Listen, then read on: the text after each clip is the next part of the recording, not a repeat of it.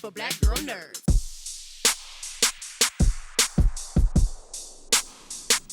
Hello, Shalom. Hey, Tiandra, how are you? I'm wonderful. How are you doing? Good, thank you. The beautiful Igraine. Igraine, there's so much more to her than meets the eye, as we will discover during the course of the series. How would you describe her and how she relates to the other characters, to Nimue and Arthur, and how she relates to them in a sense? Yeah, I mean, you're so right. There's so much more to her than meets the eye. And she's such a beautiful and nuanced and layered character that we get to see fully fleshed out in the series. But, you know, in the beginning, I would say she's quite mysterious, and we don't really understand where she fits in this world, and with Nimue and Arthur. But she's somebody who is incredibly headstrong, incredibly driven. She's somebody who's had a lot taken from her, and so there's a lot of trauma there with her. But she's somebody who is essentially fighting for her own freedom through the plight of the Fae. So she is sort of like a freedom fighter for the Fae and is standing up for them, and doesn't believe what's happening to them is right. But in that, she's a young woman who's kind of been stripped of her own freedom in her own way. And so I think through magic, and that's why I think there's such an amazing friendship and infatuation between her and Nimue. She really sees Nimue as someone who has the ultimate freedom, someone who is able to, you know, protect herself against all these horrible elements that are in this world because she has magic. And so I think there's a part of her that as a little girl had dreamed of being able to protect herself with this magic and be this great sorceress. And so there's definitely all of that kind of stuff at play. But yeah, at the heart, she's just a really incredible, strong, powerful woman, which I'm so honored to play, which is so good.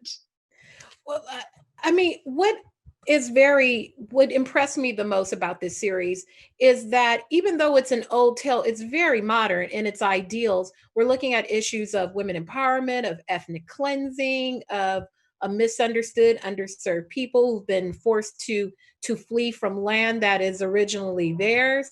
And it fits quite nicely into the shift that we're seeing globally in society. Could you even anticipate that this series would land in the time that we're landing in? I mean, absolutely not. And also, I know it's at the forefront of everyone's brains right now, but it's something that's been happening since what feels like the beginning of time in my lifetime anyway. You know, it's so relevant. And also, I feel like it's so I feel like I'm being careful to not to relate too heavily, because obviously the Fae, it's based in magic and it is a fantasy, but you're so right that it is timely and it is current. And it's essentially about a group of many people being threatened by these people because they are magical and they have this power to them that other people are threatened by. And so they want to get rid of that. And it's about how will the Fae band together and support one another and find freedom, essentially, which, I mean, it's so, in so many words, it's so current. Very much so.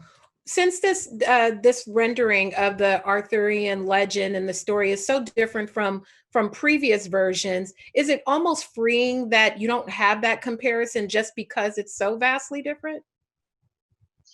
That's such an amazing point, you know, because I feel like it's during this whole press run, it's kind of been difficult when people are like, oh, it's so different to what we've seen before. And I'm like, yeah, it really is. And I wouldn't even be able to compare it too much to King Arthur. Like you've just hit the nail on the head there. I feel like it's such a different version and it's almost become its own thing now.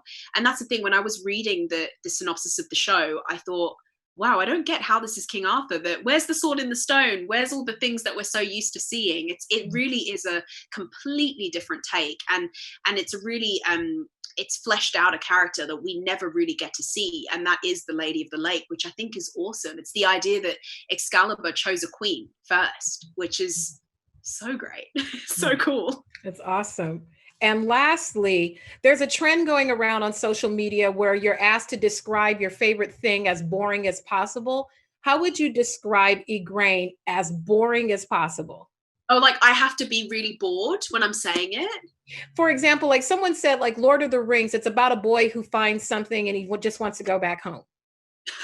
So, so how would you describe Igraine as boring as possible? I would say she's just a girl fighting for her freedom.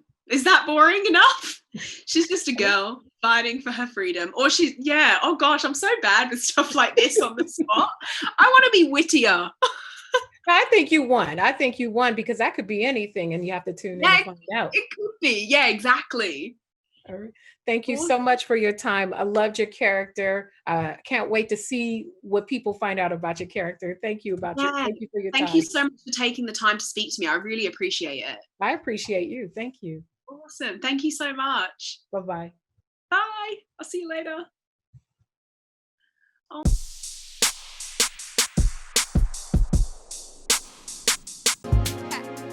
Better shake your booties for black girl nerves.